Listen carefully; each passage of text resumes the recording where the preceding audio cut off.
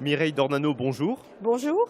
La semaine dernière, les députés de droite comme de gauche ont voté contre votre rapport pour avis sur le contrôle du financement des ONG par l'Union européenne. Pour quelles raisons? Il s'agissait d'un texte consensuel, dans la mesure où personne ne peut s'opposer à la transparence dans le financement des ONG avec de l'argent public, puisque c'était là l'objet du rapport. Or, les élus du système ont voté contre leurs propres amendements et contre le rapport amendé par eux-mêmes, alors même que j'ai soutenu 80% des amendements des autres députés. Je dénonce cette attitude sectaire et incompréhensible. Autrement dit, une censure pure et simple d'un rapport au motif qu'il est présenté par un député du Front National. Dommage pour nos concitoyens qui se retrouvent privés de ce rapport sur le contrôle relatif à l'utilisation de l'argent de leurs impôts par l'Union européenne. Pour la troisième fois, la Commission européenne a renoncé à présenter ses critères de définition des perturbateurs endocriniens. En quoi cela est-il grave? Les perturbateurs endocriniens sont des substances chimiques présentes partout dans notre quotidien et agissent sur le système hormonal. Elles sont à l'origine de cancers, de malformations, d'infertilité, d'obésité, de diabète ou d'autisme. Or, la Commission tarde à apporter la définition de ces substances, ce qui est pourtant indispensable pour pouvoir les encadrer.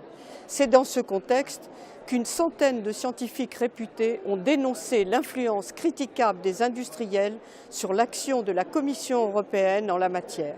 Pire, le journal Le Monde s'était procuré des documents internes à la Commission qui détaillaient la manière dont les conclusions scientifiques de l'agence européenne, l'EFSA, sur les perturbateurs endocriniens étaient écrites à l'avance et donc totalement partiales.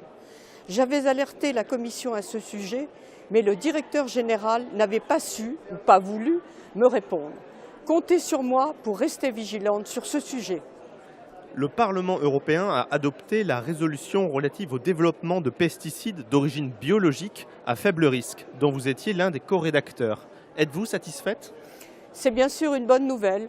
Je tiens néanmoins à signaler que le Front National avait déposé un amendement pour prendre en compte le fait que, je cite, « les entreprises engagées dans la production de pesticides à faible risque d'origine biologique sont souvent des start-up récentes pour lesquelles les délais d'accès au marché et l'autorisation sont des enjeux clés ».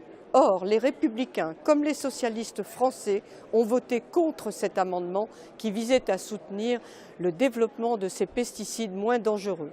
Malheureusement, l'idéologie semble primer sur la défense de l'environnement et de la santé des Français. Concernant un autre sujet, le nettoyage des océans, bientôt saturés en plastique, vous avez déposé une proposition de résolution sur les bateaux nettoyeurs. Pour quelles raisons? Il s'agit d'un enjeu environnemental extrêmement préoccupant. Il est urgent de récupérer une grande partie des matières plastiques dans l'océan avant qu'elles ne coulent et ne deviennent inaccessibles. J'ai donc proposé à la Commission européenne de soutenir tous les projets sérieux visant à développer des bateaux permettant de nettoyer efficacement les océans. Il existe par exemple un projet baptisé Manta, lancé en France par l'association The Sea Cleaners, pour créer un voilier à 4 coques de 60 mètres de long, dont la largeur pourra atteindre 72 mètres grâce à des herses télescopiques. Chaque bateau sera en mesure de collecter 100 tonnes de plastique et de stocker 600 mètres cubes de déchets à bord. Autrement dit, il est tout à fait possible de commencer à nettoyer les océans. Seul manque la volonté politique. C'est pourquoi j'insiste sur cette urgence. Dans le cadre du texte sur la garantie de l'UE à la Banque européenne d'investissement contre les pertes résultant des opérations de financement soutenant des projets d'investissement en dehors de l'Union, quels amendements avez-vous déposés? J'ai d'abord proposé de parler de crise migratoire plutôt que de crise des réfugiés. En effet, les réfugiés subissent des guerres ou des persécutions fondées sur des motifs religieux, ethniques ou politiques. Or, tous les migrants ne sont pas des réfugiés. Par ailleurs, plutôt que d'augmenter sans cesse les plafonds, les garanties et les budgets de manière générale, j'ai insisté sur la nécessité d'apporter des résultats concrets à partir des programmes existants. En effet, cela coûte déjà plusieurs milliards aux pays contributeurs comme la France. J'ai proposé enfin que le secteur privé qui bénéficie de fonds, s'il ne parvient pas à réduire le départ de migrants après 2 années d'aide, doivent rembourser les prêts dans les meilleurs délais, dans la mesure où les objectifs n'ont pas été atteints. Concernant le rapport sur la conservation des thonidés de l'Atlantique, vous avez également déposé des amendements. Dans quel but ?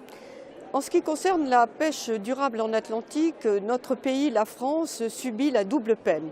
En effet, nous avons la lourde tâche d'effectuer les contrôles sans pour autant avoir compétence dans ce domaine exclusivement confié à l'Union européenne. Je salue bien entendu la volonté de préserver des ressources biologiques de la mer pour assurer la viabilité des stocks à long terme concernant la convention SISTA, qui vise à préserver les thonidés de l'océan Atlantique. La commission du même nom est une organisation intergouvernementale. Par conséquent, l'application des mesures de gestion des stocks devrait normalement relever de l'autorité des États. J'ai enfin rappelé que la politique européenne de la pêche doit être menée pour atteindre pleinement ces objectifs, en harmonie avec les États membres concernés. En effet, le Groenland a quitté la CEE en 1985 en raison de différends sur la politique de la pêche. Justement, à propos du Groenland, vous avez interrogé récemment la Commission européenne sur la décontamination de la base militaire Camp Century située sur l'île. De quoi s'agit-il ? La fonte des glaces a mis au jour une ancienne base militaire américaine du nom de Camp Century sur le territoire du Groenland. Désaffecté en 1967, le site contient toujours de nombreux déchets chimiques et radiologiques enfouis à une profondeur qui varie entre 35 et 93 mètres et sur une surface totale de 55 hectares. On trouverait notamment 200 000 litres de carburant et 240 000 litres d'eau usée. Or, les coûts induits par l'extraction des déchets situés à une telle profondeur et dans les conditions climatiques du Groenland sont considérables. Aussi, dans le but de réagir avant qu'il ne soit trop tard, j'ai demandé à la Commission européenne si elle avait été informée de la situation et si elle comptait fournir une aide matérielle au Groenland et au Danemark pour la décontamination de ce site. Merci beaucoup Mireille Dornano. Je vous remercie.